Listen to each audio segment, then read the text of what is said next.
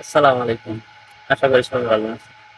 মানুষের উপরে উঠতে গেলে মানুষের একটা লক্ষ্য থাকার দরকার। সেই লক্ষ্য বা গোল যদি ঠিক না থাকে মানুষ নাকি উপরে উঠতে পারে না। লক্ষ্য বলতে এমনি নিজেকে কোন পর্যায়ে নিয়ে নিয়ে যেতে চান বা কোন পর্যায়ে যাবেন এটাই হচ্ছে মূল পয়েন্ট। মানে চেষ্টা করতেছেন, আজকে একটা করতেছেন, কালকে একটা করতেছেন, পরশু আরেকটা করতেছেন। একটা একটা যেকোনো একটা বিষয়ের উপরে আগে পরিপূর্ণভাবে কাজ করতে হবে। তা নাহলে আপনি ব্যর্থ হয়ে যাবেন। আজকে একটা করতেছেন, কালকে আরেকটা করতেছেন, পরশুদিন আরেকটা করতেছেন। মানে যেকোনো কাজ যেটা করেন না কেন আপনাকে কমপ্লিটলি করতে হবে। যে যেকোনো কাজ যদি আপনি একটা কমপ্লিটলি না করেন তাহলে আপনি উপরে উঠতে পারবেন না বা কোনো কিছু করতে পারবেন না। এখন দেখা গেল একটা কাজ আপনি করতেছেন, এটার 100% এর মধ্যে 40% বা 50% করলেন, না ভালো লাগতেছে না। আরেকটা গেলেন এটা আবার 60 থেকে 70% করলেন, না এটা ভালো লাগতেছে না। আরেকটা করলেন, না এটা ভালো লাগতেছে না। তো এইভাবে কিন্তু সম্ভব নয়। আর যেকোনো কাজ দেখেন যে কাজটা করতেছেন একটা ধরেন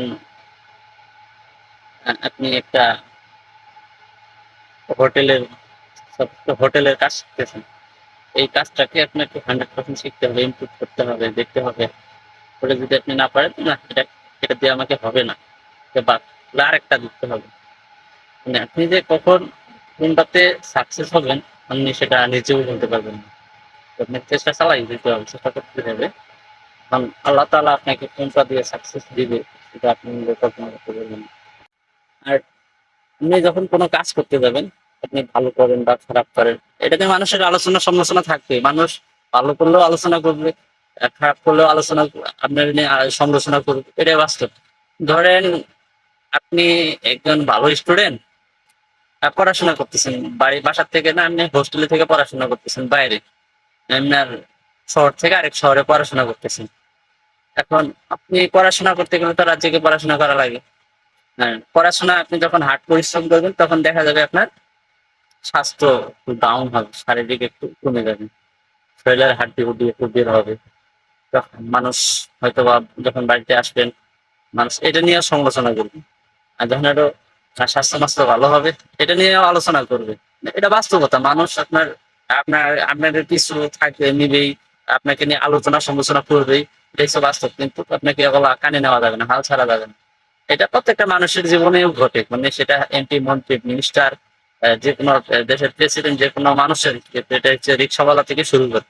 একটা রিক্শাওয়ালা যদি একটা সানগ্লাস চোখে দেয়, এটা নিয়েও মানুষ সমালোচনা করে। কিন্তু উনি যে কেন দিছে এটা কেউ আর বোঝার চেষ্টা করবে না। আসলে মেইন পয়েন্টে আসছে একটা মানুষের যেকোনো কাজ করতে গেলে 100% করা লাগবে। তাহলেই সে সাকসেসের মুখ দেখতে পারবে।